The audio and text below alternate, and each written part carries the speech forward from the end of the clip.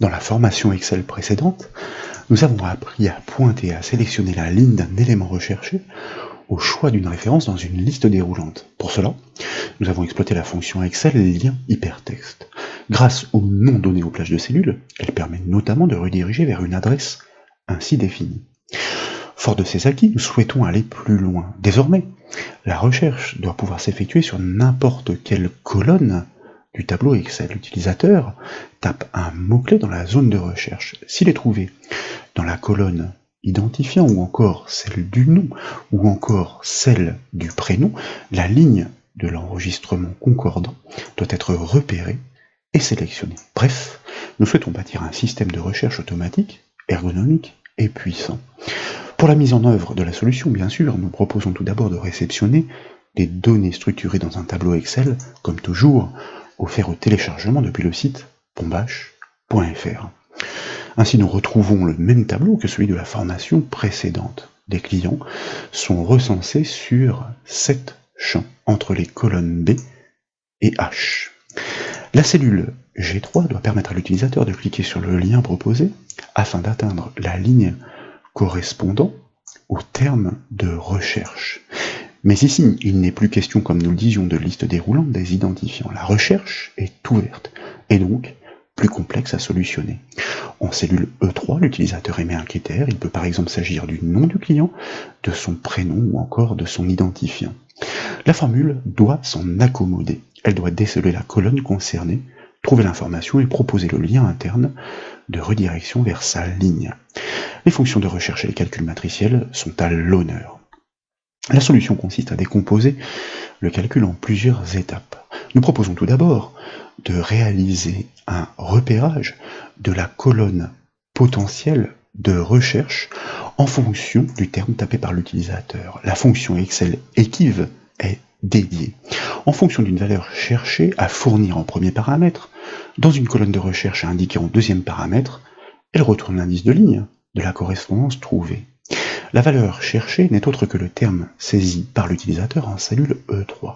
La colonne de recherche correspond à chacune des colonnes du tableau. Il va donc falloir répliquer la formule autant de fois qu'il y a de colonnes.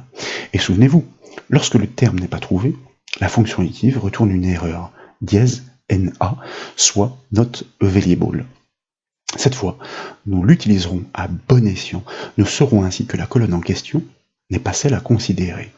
Et bien pour débuter, je vous propose de bâtir ce calcul intermédiaire au-dessus du tableau en ligne 6, et c'est pourquoi nous débutons par la première des colonnes en sélectionnant la cellule B6. Nous tapons le symbole égal pour initier le calcul, et nous saisissons fort logiquement le nom de la fonction que nous souhaitons employer, la fonction Equiv. Nous ouvrons sa parenthèse pour accueillir ces arguments.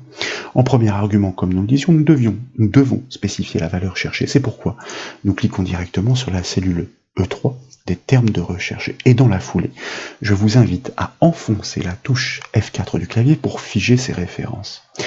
En effet, cette formule doit ensuite être répliquée sur les autres colonnes du tableau. La recherche devra bien être réalisée dans ces nouvelles rangées. Mais la valeur cherchée, quant à elle, est toujours la même. Elle ne change pas de place, elle doit donc être figée, ce que nous venons de réaliser. Ensuite, nous tapons un point-virgule pour passer dans l'argument de la colonne de recherche. Il s'agit ici, pour la colonne B, de spécifier, désigner la plage de cellules des identifiants. Si vous ne pouvez pas la sélectionner, comme ici, puisque nous débordons légèrement, nous pouvons saisir ces références. Il s'agit de la plage B8, B45, donc.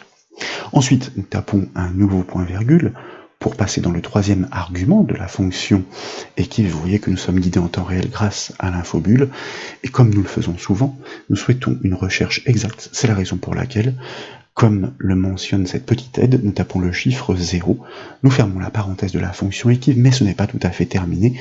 À ce résultat retourné par la fonction, nous allons ajouter 7 unités plus 7 donc. En effet, nous désignons des colonnes de recherche dont l'énumération débute à partir de la ligne 8. La fonction Equiv va retourner un indice de ligne relatif à ce tableau. Pour raisonner en valeur absolue, soit sur les vraies coordonnées des cellules, nous ajoutons les 7 unités correspondant aux 7 lignes manquantes au-dessus du tableau. Je vous invite désormais à valider cette formule par le raccourci clavier CTRL-Entrée. Comme vous le savez, cette technique permet de conserver active la cellule de résultat. Ainsi, dans l'enchaînement, nous allons pouvoir répliquer sa logique sans devoir la resélectionner. Pour l'instant, la recherche retourne une erreur, -NA. Elle n'est pas fructueuse dans cette colonne, et pour cause, aucun mot-clé n'a encore été tapé en E3. Qu'à cela ne tienne, nous allons cliquer et glisser la poignée de cette formule jusqu'en colonne H pour reproduire sa logique, à plus forte raison que nous avons judicieusement figé la cellule de recherche, comme vous le constatez pour la dernière en colonne H. Nous recherchons toujours bien le terme E3, mais cette fois-ci dans la colonne H qui va de H8 à H45. Pour réaliser quelques tests, une petite simulation, en cellule E3, je vous propose de taper une référence existante comme, pourquoi pas, la référence C6 que nous validons avec la touche entrée du clavier. Instantanément, le repérage en première colonne se déclenche. Il indique explicitement que cet identifiant C6 est trouvé dans cette colonne, certes, mais plus précisément en ligne 13. Et pour poursuivre ces démonstrations, en cellule E3, je vous propose de saisir cette fois le nom d'un client, pourquoi pas Rouana, qui fait bien partie des clients recensés que nous validons avec la touche entrée du clavier. Aussitôt, le repérage en première colonne est neutralisé, tandis que celui de la troisième colonne se déclenche. Il indique que le nom cherché est bien trouvé dans cette colonne D, et plus spécifiquement en ligne 10, et effectivement lorsque nous pointons dessus, nous constatons que ce repérage est tout à fait exact. Ce calcul intermédiaire retourne donc deux indications précieuses. Il renseigne sur la colonne qu'il convient de considérer, mais il retourne aussi l'indice de ligne de la valeur cherchée. Comme vous le savez, une cellule à pointer par un lien est définie par ses références. Ces références sont représentées par un indice de ligne et un indice de colonne. L'indice de ligne est désormais connu. Il est maintenant nécessaire, dans ce flot de résultats d'erreurs sur la ligne 6, d'identifier explicitement le numéro de colonne du seul calcul qui retourne une valeur avec succès. Et pour cette mise en œuvre, il s'agit de réaliser un calcul matriciel, toujours avec la fonction equiv, sur la ligne 6 des résultats. L'objectif est de repérer l'indice de colonne de la valeur numérique au milieu des erreurs. Cette fois, il ne s'agit pas de chercher une valeur, mais le résultat d'un test. Est-ce que la valeur numérique est trouvée? Donc, en premier argument de la fonction equiv, nous allons taper le chiffre 1. Il signifie vrai. Il s'agit du résultat attendu sur le calcul matriciel à honorer en deuxième argument. Et je vous propose de bâtir toujours ce deuxième calcul intermédiaire en ligne 6, ainsi lorsque nous la masquerons à l'issue, eh bien ces formules intermédiaires seront masquées mais seront toujours fonctionnelles. Nous sélectionnons donc la cellule I6 et je vous propose de taper le symbole égal pour initier la syntaxe suivie du nom de la fonction de recherche, à savoir equiv. Comme nous le disions, nous cherchons le résultat d'un test en premier argument. En l'occurrence, est-ce que ce test que nous allons bientôt écrire est vrai? Donc nous tapons le chiffre 1, point virgule. Nous tapons dans le deuxième argument celui du tableau de recherche, mais cette fois-ci, comme il s'agit d'un calcul matriciel, eh bien, nous allons réaliser un test sur une matrice, en l'occurrence le tableau de la ligne 6. C'est pourquoi je vous invite à ouvrir la parenthèse, à désigner l'intégralité de cette rangée à la souris, pourquoi pas, B6 2.H6, le test sur cette plage de cellules consiste à savoir si dans l'une ou l'autre rangée, eh bien nous trouvons bien une valeur supérieure à 0, donc numérique, donc qui n'est pas un message d'erreur. Je vous rappelle qu'un calcul matriciel va résonner ici, colonne à colonne, pour honorer ce test. Nous fermons la parenthèse effectivement de ce test sur cette matrice et nous allons le multiplier par 1 pour forcer le résultat de ce test en valeur numérique afin de coïncider avec eh bien, le paramètre de recherche qui est ce paramètre booléen, le chiffre 1. Point virgule pour passer dans le dernier argument de la fonction equiv, comme toujours, nous souhaitons réaliser une recherche exacte, donc nous mentionnons le chiffre 0, nous fermons la parenthèse de la fonction equiv et nous n'oublions pas d'ajouter une unité afin de bien considérer cette colonne manquante qui est située juste au début du tableau. Et nous continuerons de raisonner sur des références ou des coordonnées de cellules absolues donc. À l'issue, nécessairement, nous devons valider ce calcul par le raccourci clavier CTRL-MAJ entrée. C'est cette combinaison de touches qui le transforme en calcul matriciel. Et à ce titre, vous notez l'apparition de crochets dans la syntaxe, plus précisément dans la barre de formule. En deuxième paramètre de la fonction equiv, nous transmettons donc un critère sur une matrice pour résumer un peu ce que nous avons fait, puisque le calcul est un peu plus complexe. Ce calcul matriciel, comme nous l'avons évoqué, résonne sur chaque colonne respective qu'il compare à la condition émise supérieure à 0. La multiplication par 1 consiste à forcer ce résultat en valeur numérique. Lorsque la condition est satisfaite, la fonction equiv retourne l'indice relatif de la colonne repérée. Comme la première colonne de la feuille est exclue de la sélection, donc nous ajoutons une unité au résultat renvoyé. Ainsi, comme précédemment, nous continuons de raisonner sur des coordonnées absolues.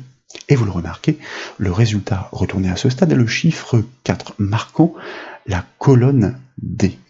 En cellule E3, cette fois, eh bien, je vous invite à taper, par exemple, le prénom Anne, pourquoi pas, et à valider par la touche Entrée du clavier. La colonne repérée par le calcul se déplace actualisant au passage l'indice de ligne, en l'occurrence 9 ici. Le second calcul intermédiaire réagit bien à ce changement pour marquer la cinquième colonne, soit la colonne E des prénoms. Comme vous le savez, c'est la fonction Excel lien hypertexte qui permet de pointer en interne sur une cellule dont les références préfixées du symbole dièse lui sont passées en premier paramètre. Ces références, nous pouvons les reconstruire grâce à la fonction adresse. Le numéro de ligne doit être indiqué en premier paramètre. Le numéro de colonne doit être renseigné en second paramètre. Et ces indices, nous les connaissons grâce aux deux calculs intermédiaires précédents. Je vous propose donc de sélectionner la cellule G3 et nous allons taper la formule suivante. En commençant donc par la fonction lien hypertexte que nous pouvons saisir intégralement ou encore double-cliquer une fois qu'elle est proposée. Nous ouvrons bien la parenthèse pour accueillir ces arguments. Nous devons donc, comme nous le disions, préfixer l'adresse de la cellule trouvée dynamiquement par ces calculs intermédiaires du symbole dièse afin de pouvoir pointer en interne par ce fameux lien hypertexte que nous allons concaténer donc avec ces informations dynamiques. Nous avons besoin de la fonction Excel adresse qui, en fonction d'un indice de ligne et d'un indice de colonne, renvoie l'adresse d'une cellule. Mais tout d'abord, eh bien, nous avons besoin de cette information de ligne qui est repérée par cette cellule dont nous ne connaissons pas encore les coordonnées, mais seulement eh bien, l'indice de ligne et l'indice de colonne. Une fois que nous l'aurons, nous ne devons pas interpréter ces coordonnées, mais son résultat pour avoir l'indice de ligne sur lequel pointer. C'est pourquoi nous devons exploiter la fonction Excel indirecte qui permet d'interpréter le résultat d'une cellule pointée, soit son contenu. Cette cellule, quelle est-elle? Eh bien, une fois encore, nous imbriquons la fonction adresse pour indiquer à notre formule que cette cellule se trouve nécessairement en cellule 6. Il peut s'agir de n'importe quelle colonne entre la colonne B et la colonne H. Donc, nous lui passons l'indice de ligne 6. L'indice de colonne, quant à lui, est fourni par ce deuxième calcul intermédiaire qui est inscrit en cellule I6. Donc, nous tapons ou nous sélectionnons la cellule I6 après avoir tapé le point-virgule. Et nous fermons la parenthèse de la fonction adresse et nous fermons la parenthèse de la fonction indirecte. Adresse de 6, ligne 6, et puis indice 5 retourné par la colonne, va retourner précisément les coordonnées de cette cellule qui va être repérée par une valeur numérique. Mais nous ne souhaitons effectivement pas récupérer ces références, mais ce qu'elles contiennent, d'où l'emploi, une fois encore, de la fonction indirecte. J'insiste volontairement lourdement sur ces notions pour essayer de clarifier au mieux les explications. Nous sommes toujours dans les arguments de la première fonction adresse, à laquelle nous sommes censés avoir passé l'indice de ligne de la cellule sur laquelle nous devons pointer, soit le chiffre 9. Point virgule, quel est l'indice de colonne? Eh bien, l'indice de colonne, nous le connaissons, il est retourné par la cellule I6, nous la cliquons ou encore nous la saisissons par ces références. Nous fermons la parenthèse de cette première fonction adresse qui encapsule l'autre fonction adresse. Nous tapons un point-virgule pour passer dans le deuxième argument de la fonction lien hypertexte pour afficher un terme explicite plutôt que le lien lui-même appliqué entre double quotes puisqu'il s'agit d'un texte, le terme recherché. Nous n'oublions pas de fermer les guillemets et puis de fermer la parenthèse de la fonction recherchée. Calcul que nous pouvons valider avec la touche entrée du clavier. Et à validation de la formule, vous notez effectivement l'apparition du lien. Que vous tapiez un nom, un prénom ou un identifiant, au clic, c'est toujours la bonne cellule qui est sélectionnée dans sa colonne. Par exemple, ici, je vous propose de taper l'identifiant, pourquoi pas C26, de cliquer sur le bouton sur le lien recherché, et vous remarquez que instantanément, effectivement, la ligne de l'enregistrement concordant est repérée. Pour des raisons de clarté, nous avons donc décomposé le raisonnement en deux calculs intermédiaires, mais nous pourrions très bien intégrer le second directement dans la formule finale. Pour cela, il suffit simplement de remplacer les références à la cellule I6 par son calcul à 2 reprises. Et c'est pourquoi, pour la démonstration, je vous propose de prélever ce second calcul intermédiaire, donc en cellule I6, à revenir sur, alors vous voyez ici, ne pas oublier de bien le revalider pour l'instant par contrôle maj entrée, même si nous allons modifier cette cellule afin de nous passer du deuxième calcul intermédiaire, nous remplaçons effectivement la cellule I6 par son propre calcul une première fois et une deuxième fois, et comme il s'agit d'un calcul matriciel en raison du test effectué sur chacune des rangées de cette ligne, nous devons valider cette première formule par le raccourci clavier CTRL majuscule entrée, et vous remarquez que tout rentre dans l'ordre. Contrairement à la formation précédente, nous ne raisonnons pas sur des plages de cellules nommées. De fait, l'intégralité de la ligne du résultat concordant n'est pas sélectionnée. Seule la cellule du critère enseigné est repérée. C'est pourquoi nous proposons d'adjoindre une mise en forme conditionnelle à cette application. L'objectif est de repérer visuellement et dynamiquement l'intégralité de la ligne pour la cellule sélectionnée. Mais comme la colonne n'est pas connue à l'avance, nous devons vérifier les cas potentiels. Il peut s'agir d'une correspondance sur le nom, le prénom, l'identifiant ou encore la ville, pourquoi pas le mail. La fonction Excel OU permet d'énumérer les critères à combiner. Si l'un d'entre eux est vrai, la condition globale, comme vous le savez, est considérée comme satisfaite. C'est donc elle que nous devons exploiter pour construire la règle de mise en forme conditionnelle. Et pour ce faire, je vous invite tout d'abord à cliquer sur, pourquoi pas, le premier identifiant du tableau, soit sa cellule B8, et puis, tout en maintenant la touche maj enfoncée, je vous rappelle que sa désignation anglaise est Shift, à cliquer sur la toute dernière, soit la cellule H45. Grâce à cette technique, nous englobons dans la sélection toutes les cellules comprises entre la première et la dernière. Il s'agit de l'intégralité du tableau sans les en-têtes.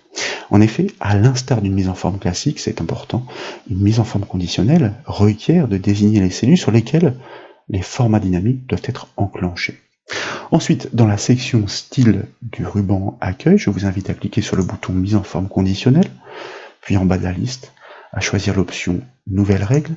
Dans la boîte de dialogue qui apparaît, à choisir le type Utiliser une formule, puis à cliquer dans la zone de saisie qui se propose juste en dessous pour pouvoir initier sa syntaxe en tapant le symbole égal suivi de la fonction OU comme nous le disions pour énumérer les critères qui peuvent être vrais. Il suffit que l'un d'entre eux soit vrai pour que la ligne soit considérée comme concordante. Nous allons tout d'abord effectuer un test pour chacune des lignes de ce tableau sur l'identifiant. Et puis, nous allons penser à enfoncer une première fois et une deuxième fois la touche F4 du clavier afin de ne conserver le $ que devant l'indice de colonne. En effet, le premier test consiste à vérifier la correspondance par rapport à l'identifiant. Donc pour chaque ligne, cette cellule doit rester dans sa colonne. Par contre, au fur et à mesure que la mise en forme conditionnelle va analyser le tableau, nous devons bien passer en revue tous les identifiants. C'est pourquoi nous libérons la ligne. Est-ce que chacun de ces identifiants, l'identifiant en cours d'analyse plus précisément, est égal au terme de recherche que nous conservons figé cette fois, puisque pour toutes les cellules passées en revue, eh bien le terme de recherche est dans une cellule de référence qui ne doit pas suivre ce déplacement lors de ce raisonnement. Ou bien, est-ce qu'il s'agit d'une équivalence sur le nom point-virgule? Nous sélectionnons la cellule du nom pour les mêmes raisons que précédemment. Nous enfonçons 2 fois la touche F4 du clavier. Nous tapons le symbole égal pour l'égalité à vérifier avec le terme de recherche, point-virgule. Ou bien, est-ce que cette correspondance est vérifiée sur le prénom, que nous ne figeons encore une fois que sur la colonne, est égal au terme de recherche, ou bien est-ce que cette correspondance est vérifiée sur la ville que nous libérons en ligne et figeons en colonne? Est-ce que l'équivalence est bien vérifiée sur la ville par rapport à ce terme de recherche? N'oublions pas, à la fin de l'énumération, de bien fermer la parenthèse de la fonction, ou si l'un de ces critères est vérifié, alors nous devons déclencher une mise en valeur dynamique. C'est pourquoi nous cliquons sur le bouton format, et puis nous activons l'onglet remplissage afin de modifier la couleur de fond de la ligne complète ainsi repérée. Et pour un peu de fantaisie, cette fois, je vous propose de cliquer sur le bouton motif et texture afin de réaliser un dégradé de couleur en orange, avec un orange, on va dire, suffisamment sombre ou vif en haut de la cellule et beaucoup plus clair en bas, variante que nous pouvons adapter grâce aux options qui sont proposées, mais nous n'allons pas nous attarder sur ces réglages que nous validons avec le bouton OK une première fois et puis une deuxième fois. Et de retour sur la boîte de dialogue, eh bien le résumé qui est offert est un peu plus explicite. À partir du moment où l'un de ces critères est vérifié, la ligne entière doit effectivement être mise en valeur selon ces réglages ainsi définis. C'est pourquoi nous cliquons sur le bouton OK de la boîte de dialogue pour pouvoir les rendre fonctionnels. Je vous invite à taper cette fois le nom de famille Ouda et à cliquer sur le lien de recherche. Et en même temps que la cellule est pointée par notre fonction matricielle, en l'occurrence ici, grâce notamment à la fonction lien hypertexte, vous remarquez que l'intégralité de la ligne est parfaitement repérée. Et si nous tapions non pas un nom, mais une ville, pour prouver la souplesse et la puissance de ce tout petit moteur de recherche, un équivalent de moteur de recherche, vous constatez que au clic, une fois encore, la ligne intégrale, l'enregistrement est bien repéré, est bien mis en forme dynamiquement. De plus, il est pointé au clic directement sur le lien hypertexte. Bien sûr, pour parfaire l'application, comme vous le savez, il convient de masquer la ligne 6 des calculs intermédiaires par clic droit sur son étiquette en choisissant dans le menu contextuel la commande masquer. Voilà donc pour ces démonstrations, j'espère qu'elles vous ont plu. Si c'est le cas, comme toujours, je compte sur vous pour mettre un petit j'aime à la vidéo. Et comme vous le savez, vous pouvez retrouver toutes les autres formations sur le site bombache.fr. Je vous remercie.